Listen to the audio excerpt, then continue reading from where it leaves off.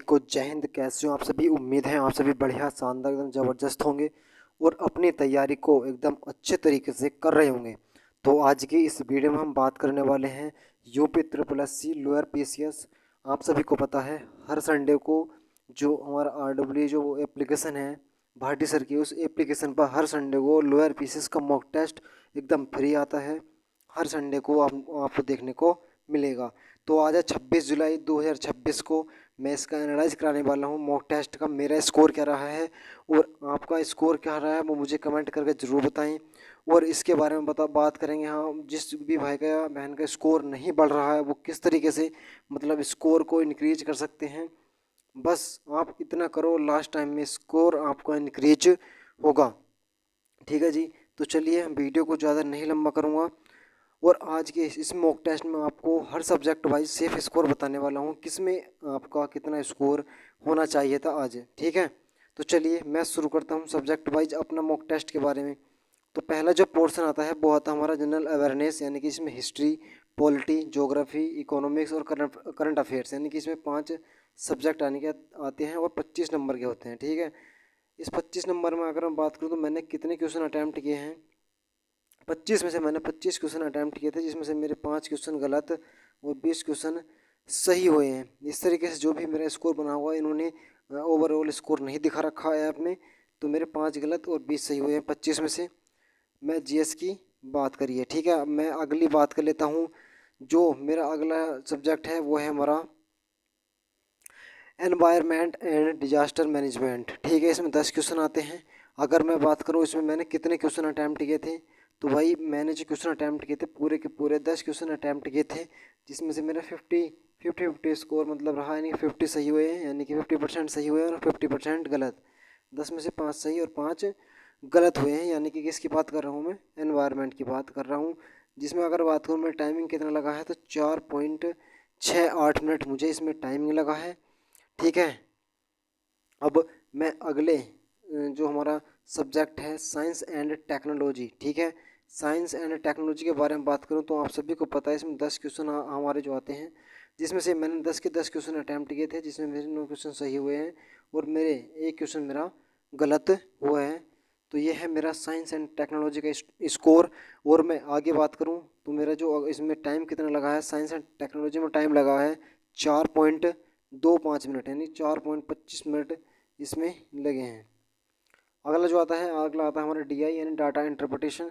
इसमें आप सभी को बता दूं 10 क्वेश्चन आते हैं और इसमें मेरे 10 के 10 क्वेश्चन राइट हुए हैं। मैंने 10 क्वेश्चन अटैम्प्ट किए थे, 10 के 10 ही राइट हैं, जिसमें मुझे टाइम लगा है 10.10 मिनट। ठीक है जी। तो उम्मीद है आप सभी को एनालाइज अच्छा लग रहा होगा। आगे बात कर लेते हैं अगले सब्जेक्ट की। अगला सब्जेक्ट आता है हमारा हिंदी। हिंदी में आप सभी को पता है 10 क्वेश्चन आते हैं।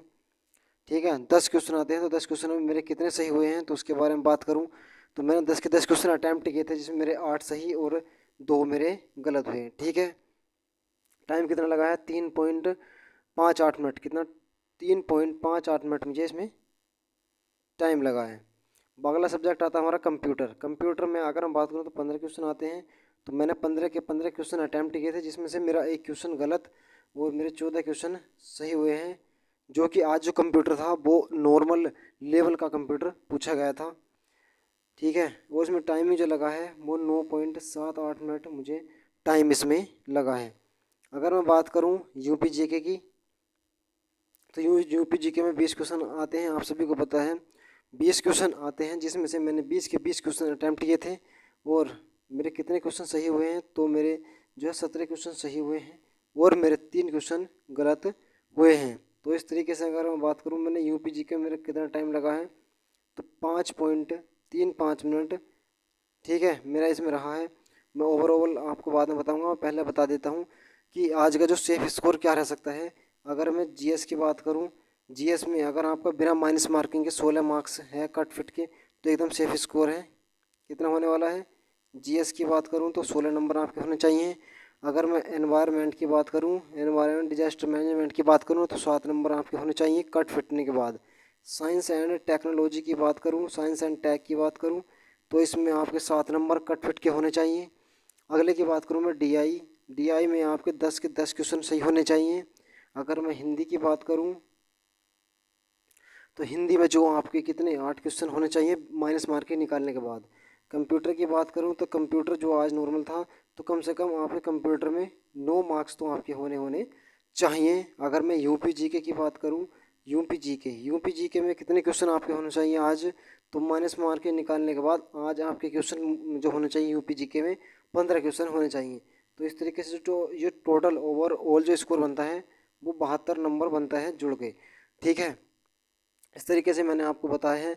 अब आपको स्कोर कैसे इंक्रीज करना है उसके बारे में बात करेंगे।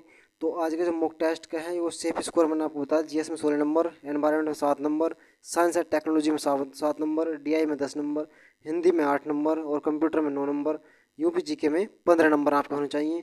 ठीक है, अगर आपके कुल मिला के अगर मैं आपको बात करूं किसी जिस भी भाई बहन 70 प्लस मार्क्स है, तो वो आज के मॉक टेस्ट में एकदम सेफ स्कोर उसका होने वाला है। 70 से अगर 72 के बीच है, एकदम मस्त स्कोर है भाई। कितना है, मस्त स्कोर है 70 से 72 के बीच, और 70 प्लस जिसका भी है एकदम बेहतरीन स्कोर उसका होने वाला है।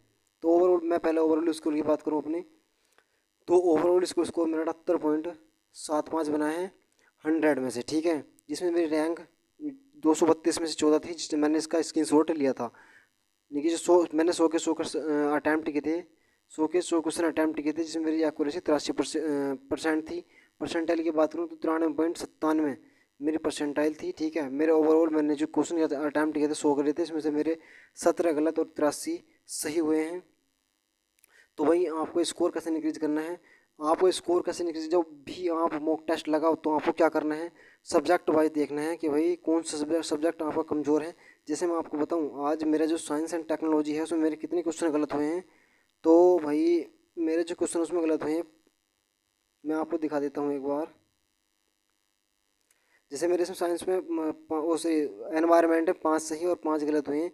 तो मुझे इसे पढ़ने की ज़रूरत है, तो आप क्या कर सकते हैं, इस पर ध्यान देना। जैसे मैं अगर इसे पढ़ूंगा, जब मेरा कमज़ोर है तो मुझे अब ये पढ़ने की आवश्यकता है। जिस जिस भी आपके टॉपिक में या सब्जेक्ट में जितने जिसमें ज़्यादा क्वेश्चन गलत हो रहे हैं, तो उसको आप ज़्यादा से ज़्यादा पढ़ना प्रैक्टिस करना अच्छे से।